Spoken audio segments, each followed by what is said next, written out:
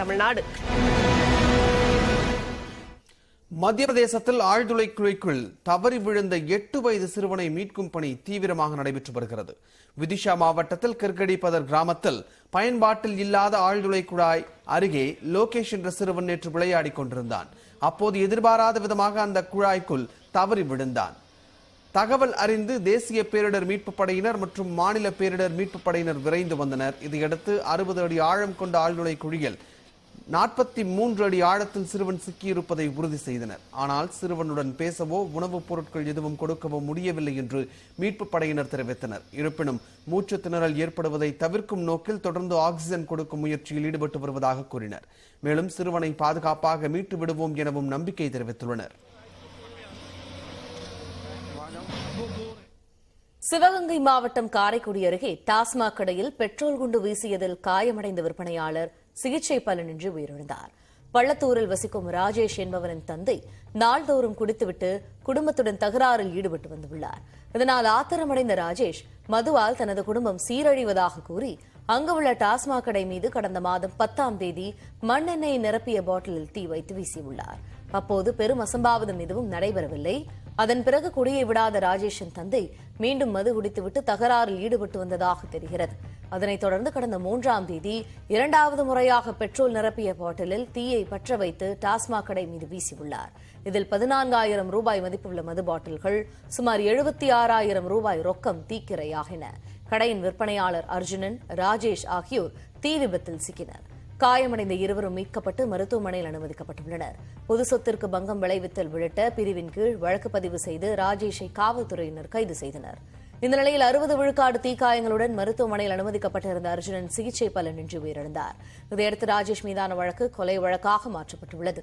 50 விழுக்காடு காயத்துடன் ராஜேஷ் புதுக்கோட்டை அரசு மருத்துவமனையில் சிகிச்சை பெற்று வருகிறார்.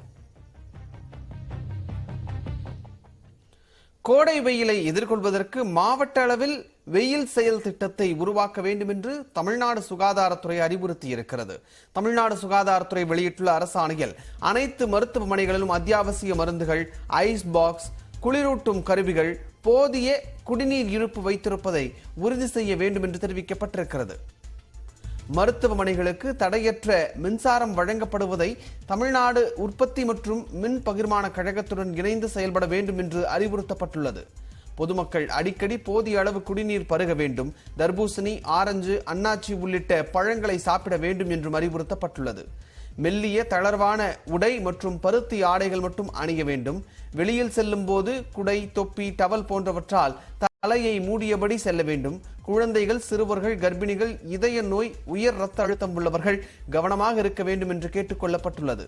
மதியம் 12 மணி முதல் 3 மணி வரை வெளியில் செல்வதை தவிர்க்க வேண்டும். அதிக வெப்பநிலை இருக்கும் நேரத்தில் சமைக்கக்கூடாது. மதுபானம், தேநீர், காஃபி, சர்க்கரை அதிகமாக இருக்கும் குளிர்பானங்களை குடிக்கக்கூடாது. அதிக புரதச்சத்து உள்ள உணவுகளை சாப்பிடக்கூடாது என்றும் சுகாதாரத்துறை அறிவுறுத்தி இருக்கிறது. இந்த ஆண்டு கோடை வெயில் வழக்கத்தை விட அதிகமாக இருக்கும் என்பதால் அனைத்து மாநில அரசுகளும் தயார் நிலையில் இருக்க வேண்டும் என்று மத்திய அமைச்சரவை செயலாளர் ராஜீவ் கௌபா கேட்டுக் கொண்டிருக்கிறார். மாநில அரசுகளுக்கு தேவையான உதவிகளை மத்திய அமைப்புகள் வழங்கும் என்றும் அவர் தெரிவித்துள்ளார்.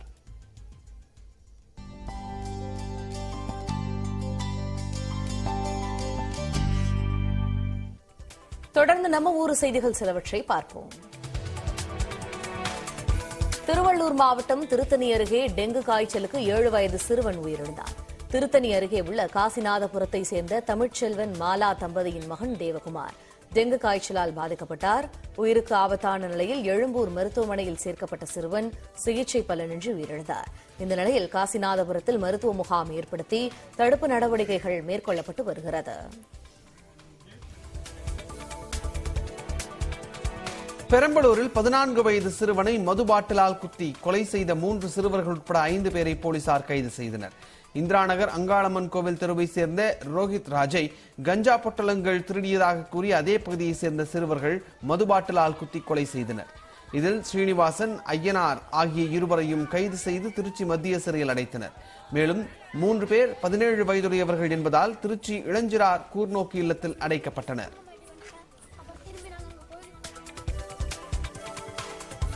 தேனி மாவட்டத்தில் போலி முத்திரைத்தாள் மற்றும் கள்ள நோட்டுகளை அச்சடித்த கேரளாவை சேர்ந்த இருவரை போலீசார் கைது செய்துள்ளனர்.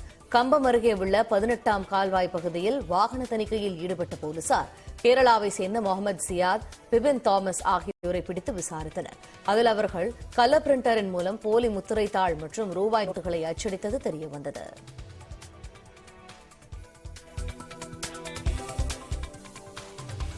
தூத்துக்குடி புது கிராம பகுதியில் பூட்டி கிடந்த வீட்டில் சிலிண்டர் வெடித்த விபத்தில் வீடு இடிந்து தரைமட்டமானது. கால்நடை மருத்துவமனை எதிரே இருக்கக்கூடிய தெருவில் வயதான தம்பதிகளான ராஜேந்திரன் மற்றும் அவரது மனைவி ராஜகுமாரி ஆகியோருக்கு உதவியதாக வள்ளி என்ற பெண் இருந்திருக்கிறார். வீட்டின் பின்புறம் உள்ள வீட்டில் வசித்து வந்த வள்ளிக்கும் அவரது கணவருக்கும் அடிக்கடி தகராறு ஏற்பட்டதாக கூறப்படுகிறது. இந்த நிலையில் பூட்டியிருந்த வீட்டில் 5 கிலோ எடை உள்ள சிலிண்டர் வெடித்து சிதறியது. கணவன் மனைவி இடையே ஏற்பட்ட தகராறு காரணமாக சிலிண்டரை வெடிக்க வைத்தனரா என்ற கோணத்தில் போலீசார் விசாரித்து வருகின்றனர். கன்னியாகுமரி மாவட்டம் மண்டைகாடு பகவதி அம்மன் கோவிலில் மாசி திருவிழா ஒடுக்கு பூஜை விமரிசையாக நடைபெற்றது. பெண்களின் சபரிமலை என்று அழைக்கப்படும் இந்த கோவிலில் மாசி திருவிழா கடந்த 5ஆம் தேதி கொடியேற்றத்துடன் தொடங்கியது. விழாவின் உச்ச நிகழ்ச்சியாக ஒடுக்கு பூஜை செவ்வாய்க்கிழமை நடைபெற்றது. ஆயிரக்கணக்கான பக்தர்கள் கலந்து கொண்டு சுவாமி தரிசனம் செய்தனர். விழாவின் காரணமாக கன்னியாகுமரி மாவட்டத்திற்கு நேற்று உள்ளூர் விடுமுறை அளிக்கப்பட்டிருந்தது.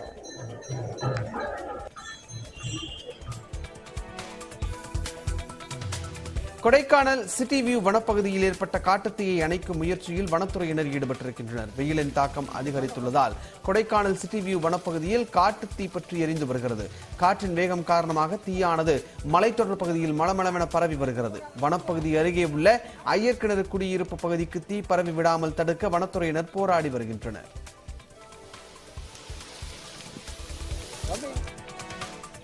தேசிய அளவிலான தனியார் கல்லூரிகளுக்கு இடையே நடைபெற்ற பல்வேறு போட்டிகளை இந்திய கால்பந்து அணியின் முன்னாள் தலைவர் சையத் சபீர் பாஷா துவக்கி வைத்தார். செங்கல்பட்டு மாவட்டம் திருப்பூரூரை அடுத்த காளவாக்கத்தில் உள்ள தனியார் கல்லூரியில் 19ஆம் ஆண்டு தேசிய அளவிலான விளையாட்டுப் போட்டிகள் தொடங்கின. 4 நாட்கள் நடைபெறும் போட்டியில் 77 கல்லூரிகளைச் சேர்ந்த 150 அணிகள் பங்கேற்கின்றன. கிருஷ்ணகிரியில் திருமணத்தை மீறிய உறவுக்கு இடையூறாக இருந்த கணவரை கண்ணில் மிளகாய் பொடி தூவி அடித்து கொலை செய்த மனைவியை போலீசார் கைது செய்தனர். வேளம்பட்டியை சேர்ந்த கந்தனின் மனைவி சந்தியா அதே பகுதியை சேர்ந்த சிவசக்தி என்பவருடன் நெருக்கமாக பழகி வந்துள்ளார். இவர்களின் உறவுக்கு இடையூறாக இருந்ததால் கணவன் கந்தனை சிவசக்தியுடன் சேர்ந்து சந்தியா அடித்து கொலை செய்துள்ளார். சந்தியா, சிவசக்தி இருவரையும் நாகரசம்பட்டி போலீசார் கைது செய்து சிறையில் அடைத்தனர். ஒசூர் அருகே மூதாட்டிக்கு குளிர்பானத்தில் மயக்க மருந்து கலந்து கொடுத்து 4 சவரன் தங்கச்சங்கிலியை மர்ம நபர் திருடிச் சென்றார். அக்கொண்டபள்ளி கிராமத்தில் தனியாக வசித்து வரும் லட்சுமி அம்மாவின் வீட்டிற்கு வந்த மர்ம நபர் ஆசை பெறுவதாக கூறி குளிர்பானம் கொடுத்து குடிக்க வைத்துள்ளார். மயக்க மருந்து கலந்த குளிர்பானத்தை குடித்து மயங்கி விழுந்த மூதாட்டியின் கழுத்தில் கிடந்த 4 சவரன் தங்கச்சங்கிலியை மர்ம நபர் திருடிச் சென்றார். திருவள்ளூர் மாவட்டம் ஆவடி அருகே தனியார் நிறுவனமான டாடா கம்யூனிகேஷன் சார்பில் 1,46 லட்சம் ரூபாய் மதிப்பில் பாழடைந்த ஏரி புனரமைக்கப்பட்டது. நன்னீர் திட்டத்தின் கீழ் பொத்தூர் நாகன்தாங்கல் ஏரி புனரமைக்கப்பட்டு 1 லட்சம் கன மீட்டர் நீர்மட்டம் உயர்ந்தது. அத்துடன் கரையோரம் 4000த்திற்கும் மேற்பட்ட மரக்கன்றுகள் நடப்பட்டுள்ளன.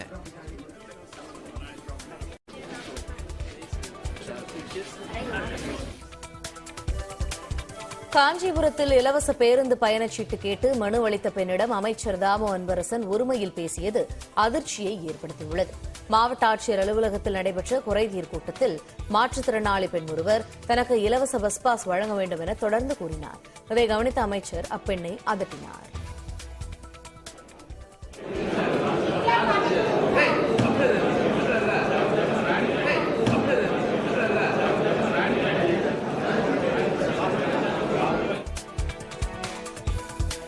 நீலகிரி மாவட்டம் குன்னூரில் 1 மாத காலமாக அவ்வப்போது பெய்த மழையால் ரேலியோ அணையின் நீர்மட்டம் உயர்ந்துள்ளது. அணையின் மொத்த கொள்ளளவான 43 அடியில் தற்போது 39 அடி அளவிற்கு நீர் இருப்பு இருக்கிறது.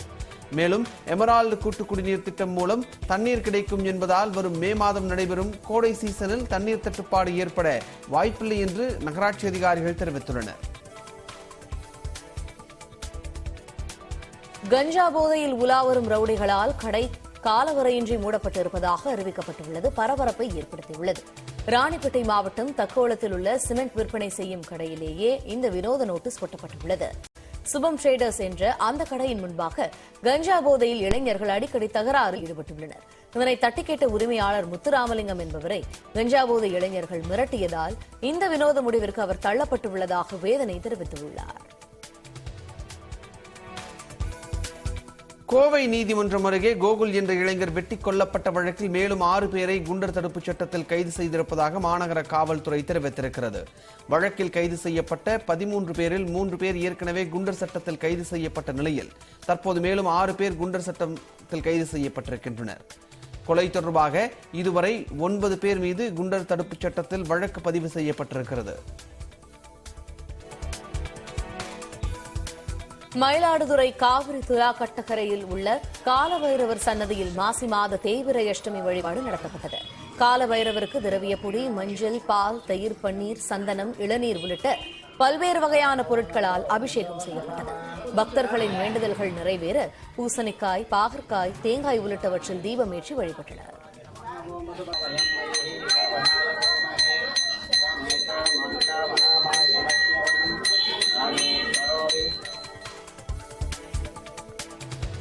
புதுச்சேரி சுல்தான்பேட்டை பகுதியில் இயங்கி வரும் ஹோட்டல்களில் உணவு பாதுகாப்புத்துறை அதிகாரிகள் திடீர் ஆய்வு மேற்கொண்டனர். சுத்தமற்ற முறையிலும் பழைய அசைவ உணவுகளையும் விற்பனை செய்வதாக கிடைத்த புகாரின் பேரில் 20க்கும் மேற்பட்ட கடைகளில் ஆய்வு மேற்கொள்ளப்பட்டது. முறையான வணிக உரிமை பெறாமல் இயங்கி வந்த கடைகளுக்கு அனுமதி பெற 2 வாரம் கால அவகாசம் வழங்கப்பட்டுள்ளது.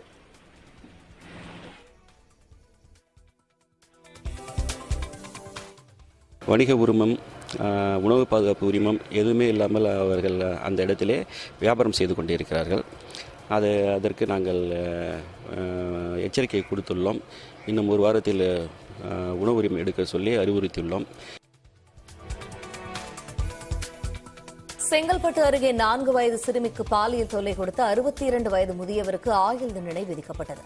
கடந்த 2019ஆம் ஆண்டு அனுவந்தபுத்தேரி பகுதியைச் சேர்ந்த முதியவர் மனோகர் பக்கத்து வீட்டில் வசித்து வந்த 4 வயது சிறுமிக்கு பாலியல் தொல்லை கொடுத்துள்ளார். இது தொடர்பான வழக்கில் மனோகருக்கு ஆயுள் தண்டனையும் 15,000 ரூபாய் அபராதமும் விதிக்கப்பட்டது. மேலும் சம்பவத்திற்கு உடந்தையாக இருந்ததால் மனோகரின் மனைவி சந்திராவிற்கும் 5,000 ரூபாய் அபராதம் விதிக்கப்பட்டுள்ளது.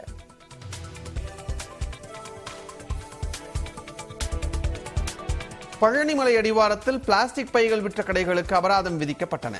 பழனிமலை அடிவாரத்தில் உள்ள கடைகளில் அரசால் தடை செய்யப்பட்ட பிளாஸ்டிக் கவர்கள் மற்றும் பைகள் விற்பனை செய்யப்படுவதாக அதிகாரிகளுக்கு தகவல் கிடைத்தது. இதையடுத்து அப்பகுதியில் அதிகாரிகள் நடத்திய சோதனையில் 1000 கிலோவிற்கும் அதிகமான பிளாஸ்டிக் கவர்கள் பறிமுதல் செய்யப்பட்டன. சம்பந்தப்பட்ட கடைகளுக்கு 2,000 ரூபாய் முதல் 5,000 ரூபாய் வரை அபராதம் விதிக்கப்பட்டன.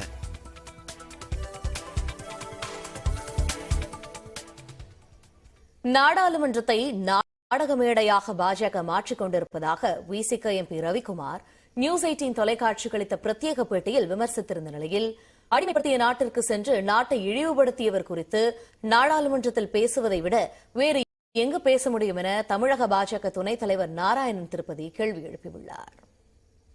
ராஜ்நாத் சிங் அவர்கள் மக்களவையிலும் பியூஷ் கோயல் அவர்கள் மாநிலங்களவையிலும் இந்த பிரச்சனையை ராகுல் காந்தி மீது நடவடிக்கை எடுக்க வேண்டும் என்று அவர்கள் முதலில் தொடக்கி அவர்கள் திட்டமிட்ட முறையில் இந்த அவையை நடத்த விடாமல் ஆளுங்கட்சியே அவையை நடத்த விடாமல் தடுத்தது என்பது முழுக்க முழுக்க அதானி பிரச்சனையை எதிர்க்கட்சிகள் எழுப்பிவிடுவார்கள் என்ற அச்சத்திலே தான் இது நேற்று நடந்திருக்கிறது.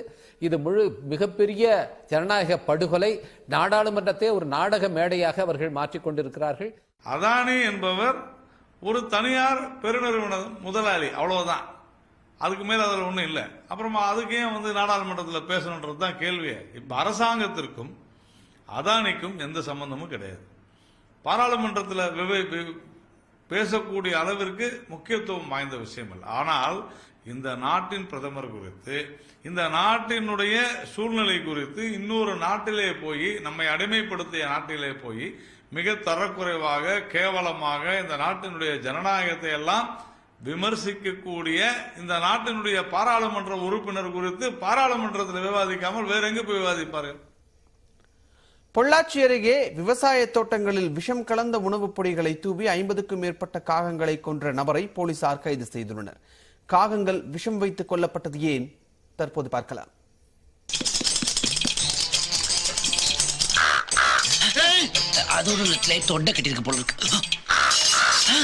இந்த நகைச்சுவை காட்சியை போல பொள்ளாச்சியின் எந்த உணவகத்தில் காக்கா பிரியாணி தயாரிக்கப்படுகிறதோ என்ற அச்சத்தை ஏற்படுத்தி உள்ளது மர்ம நபரின் இந்த காக்கா வேட்டை. பிரியாணிக்காக காகங்கள் வேட்டையாடப்பட்டதா? பொள்ளாச்சி அருகே உள்ள பெரியா கவுண்டனூர் உள்ளிட்ட சுற்றுவட்டார பகுதிகளில் கடந்த சில தினங்களாக ஏராளமான காகங்கள் மர்மமான முறையில் இறந்து கிடந்தன. அப்பகுதியில் உள்ள தோட்டங்கள் மற்றும் சாலைகளில் ஏராளமான காகங்கள் உயிரிழந்து கிடப்பதாக புகார்கள் வந்த வண்ணம் இருந்தன. ஆனால் இறந்த காகங்களை மர்ம நபர்கள் எடுத்துச் சென்ற சம்பவங்களும் அதிகரித்து வந்தன. இந்நிலையில் இன்று காலை நாகராஜ் என்பவரது விவசாய தோட்டத்தில் ஒரு நபர் இறந்த காகங்களை சாக்குப்பையில் நிரப்பிக் கொண்டிருந்தார். அங்கு வந்த நாகராஜ் மர்ம நபரை பார்த்து சத்தம் போட அவர் அங்கிருந்து சாக்குப்பையுடன் தப்பி ஓடினார். அப்பகுதி விவசாயிகள் மற்றும் பொதுமக்கள் துரத்தி சென்று அந்த நபரை மடக்கி பிடித்தனர். பிடிபட்ட நபரை பொள்ளாச்சி கிழக்கு காவல் நிலைய போலீசாரிடம் ஒப்படைத்தனர். அவரிடம் நடத்தப்பட்ட விசாரணையில் திடுக்கிடும் தகவல்கள் தெரிய வந்தன. பிடிபட்ட நபர் குஜராத்தைச் சேர்ந்த சூர்யா என்பதும் சிஞ்சிவாடியில் வசித்து வருவதும் தெரிய வந்தது. ஒவ்வொரு கிராமத்திற்கும் சென்று சர்க்கஸ் நடத்தி குடும்பத்தை காப்பாற்றி வந்துள்ளார் சூர்யா. தனது மகனுக்கு வெள்ளைப்படை நோய் இருப்பதால் அதற்கு மருந்து தயாரிப்பதற்காக விஷம் கலந்த உணவை வீசி காகங்களை கொன்று பிடித்ததாக அவர் போலீசாரிடம் தெரிவித்துள்ளார். ஆனால் வெண்படை நோய்க்கு காகங்களை வைத்து மருந்து தயாரிக்க முடியாது என்பது விசாரணையில் தெரிய வந்துள்ளது. காகங்களின் இறைச்சியை ஹோட்டல்களுக்கு விற்பனை செய்துள்ளாரா என்ற கோணத்தில் போலீசார் தொடர்ந்து விசாரித்து வருகின்றனர். இன்னைக்கு காலையில நான் மாடு கட்ட வரும்போது திடீர்னு பார்த்தா ஒருத்தர் நின்று இருந்தாரு. அப்ப பார்த்தா காக்காய் விழுந்தது, செத்து விழுந்துட்டு இருந்துச்சு. அப்புறம் என்னை பார்த்தே அவர் ஓடி போனாரு. அவர் துரத்தி போய் பிடிச்சிட்டு வந்ததுக்கு அப்புறம் தான் இருந்துச்சு அவர் வச்சிருந்தது காக்காயின்னு. வந்து பார்த்தா ஒரு 100 காக்காய்க்கு மேல என்னவோ கழிவு கொண்டாந்து கொட்டிட்டாங்க. கழிவு மேல இவர் என்னவோ பாவராட்ட தூவி அதை தின்னங்காட்டி காக்கா ஊற செத்து போச்சு. கோழி கழிவு கொட்டிட்டாங்க. அப்ப பாத்தீங்கன்னா இது மயில் நிறைய வருது. மயிலை தின்னு சேர்த்தா நாளைக்கு விவசாயத்தை பாதிக்கப்படும். விவசாயத்தை கண்டிப்பா அரெஸ்ட் பண்ணுவாங்க. அதனால அரசாங்கம் உடனடியே இது நடவடிக்கை எடுக்கணும். தங்கள் பகுதியில் 50க்கும் மேற்பட்ட காகங்கள் உயிரிழந்திருப்பதாகவும் அவற்றிற்கு வைக்கப்பட்ட விஷத்தை கால்நடைகள், கோழிகள் மற்றும் மயில்கள் சாப்பிட்டிருந்தால் இறக்க வாய்ப்புள்ளதாகவும் அப்பகுதி விவசாயிகள் தெரிவித்துள்ளனர். பிடிபட்ட நபர் மீது கடும் நடவடிக்கை எடுக்க வேண்டும் என்றும் அவர்கள் கோரிக்கை விடுத்தனர். பிடிபட்ட சூர்யாவிடமிருந்து 20க்கும் மேற்பட்ட காகங்களை போலீசார் பறிமுதல் செய்தனர். பங்குனி மாத பூஜைக்காக சபரிமலை ஐயப்பன் கோவில் நடை நேற்று மாலை 5 மணிக்கு திறக்கப்பட்டு கோவில் மேல் தீபம் ஏற்றப்பட்டது. அதன் பிறகு பக்தர்கள் தரிசனத்திற்கு அனுமதிக்கப்பட்டனர். இன்று முதல் 19ஆம் தேதி வரை அதிகாலை 5 மணி வரை கோவில் நடை திறக்கப்பட்டு படி பூஜை, களபாபிஷேகம் உள்ளிட்ட சிறப்பு பூஜைகள் நடைபெறவுள்ளன. 19ஆம் தேதி அத்தாழ பூஜைக்கு பிறகு ஹரிவராசனம் பாடல் இசைக்கப்பட்டு இரவு 10:30 மணிக்கு கோவில் நடை அடைக்கப்படும் என கூறப்பட்டுள்ளது. ஆன்லைனின் மூலம் முன்பதிவு செய்யும் பக்தர்கள் சுவாமி தரிசனம் செய்ய அனுமதிக்கப்படுவார்கள் என அறிவிக்கப்பட்டுள்ளது. இதைத் தொடர்ந்து வரும் 26ஆம் தேதி முதல் ஏப்ரல் 5ஆம் தேதி வரை பங்குனி உத்திர ஆராட்டு விழா நடைபெறும் என தேவசம் போர்டு தெரிவித்துள்ளது. சென்னையில் கடந்த 5 நாட்களில் ஆபரண தங்கத்தின் விலை 1880 ரூபாய் அதிகரித்திருக்கிறது. இது நகை வாங்க திட்டமிட்டிருந்தோர் இதனால் அதிர்ச்சி அடைந்திருக்கின்றனர். சென்னையில் நேற்று ஒரே நாளில் தங்கத்தின் விலை சவரனுக்கு 520 ரூபாய் உயர்ந்து ஒரு சவரன் தங்கம் 43,120 ரூபாய்க்கு விற்பனை செய்யப்பட்டது. கிராமிற்கு 65 ரூபாய் அதிகரித்து ஒரு கிராம் ஆபரண தங்கத்தின் விலை 5,390 ரூபாயாக விற்பனையானது. அமெரிக்காவில் சிலிகான் வேலி மற்றும் சிக்னேச்சர் பேங்க் ஆகிய 2 வங்கிகள் திவாலானதால் பங்குச்சந்தை வீழ்ச்சியடைந்தது. இதையடுத்து உலக முதலீட்டாளர்கள் தங்கத்தின் மீது முதலீடு செய்வதால் அதன் விலை தொடர்ந்து உயர்ந்து காணப்படுகிறது. இதேபோல் வெள்ளியின் விலையும் நேற்று கிராமிற்கு 2 ரூபாய் 50 காசுகள் உயர்ந்தது. அதன்படி ஒரு கிராம் வெள்ளி 72 ரூபாய்க்கும் ஒரு கிலோ வெள்ளி 72,000 ரூபாய்க்கும் விற்பனையாகிறது.